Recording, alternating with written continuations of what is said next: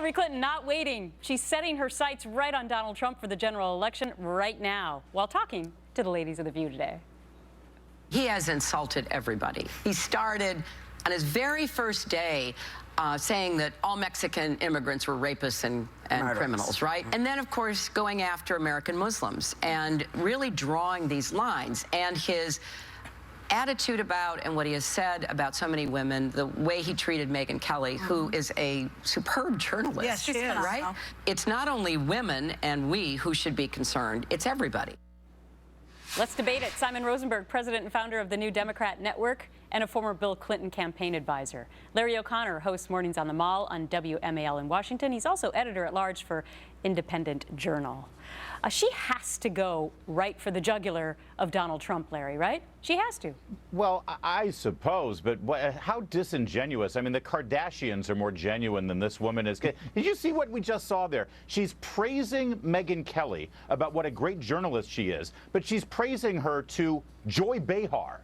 Now, she has more respect for Joy Behar as a journalist than Megyn Kelly. If she loves Megyn so much, why doesn't she actually come on her show and allow herself to be interviewed for 60 minutes? But she won't do that. But she's getting all this praise for praising Megyn Kelly. Give me a break. Nobody believes this woman, and that's her problem, and that's why Bernie Sanders is gaining on her. Okay, so Simon, though, back to the question about is it smart for her to be going right after Trump right away? I mean, I guess you could look at it that she's basically saying he's going to be the Republican nominee, so she's giving him that credit. But is it also important strategy for her to sort of disregard Bernie Sanders and just look forward? Yes and yes. I mean, I think she is focused now. She believes she's going to win, and certainly the trajectory of our race on the Democratic side is that she's still the overwhelming front runner and is likely to win the nomination. And I think it's smart. Look, the Trump-Clinton clash, if it happens, is going to be a titanic one. It's going to be rough.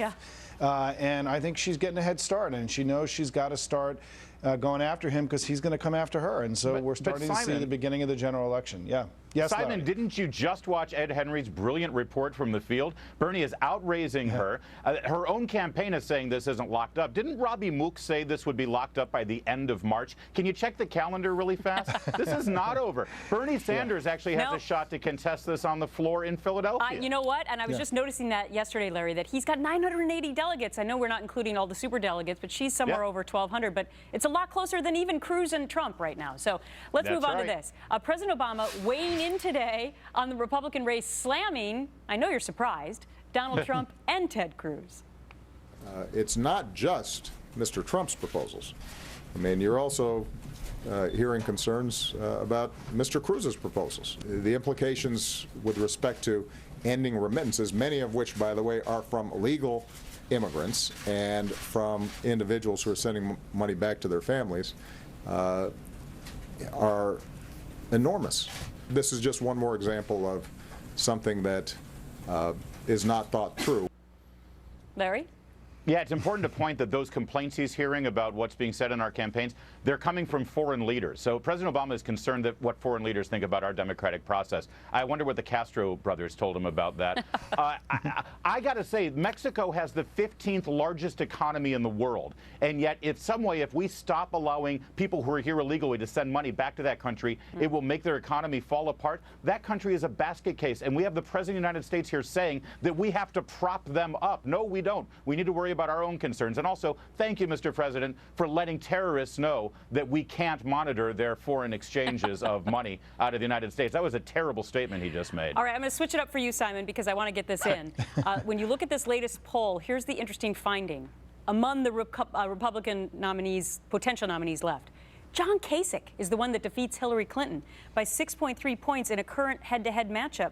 According to the Real Clear Politics average, Cruz loses by 3, Trump by 10, and yet he has no hope of reaching the 1,237 delegates before the convention. But what Mr. Trump and Cruz, this is according to the Wall Street Journal, really fear is that the convention might want to nominate a potential winner. So Paul Ryan? Paul Ryan. No, is Clinton scared of potentially John Kasich?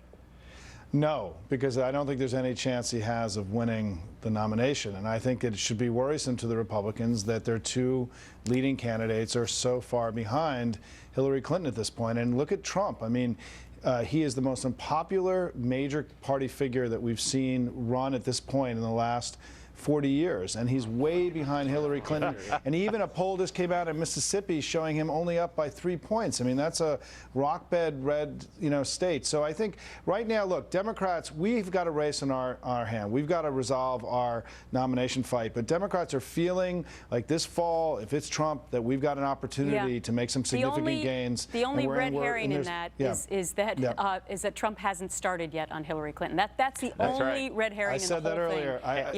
This is going to be a rough fight. Right? Yeah, if rough Trump and tumble. weren't running, Hillary would be the most unpopular candidate in history. All right. And this is why you guys are a good pairing, because today you didn't agree on anything. All right. Simon and Larry, see you next week. Thanks.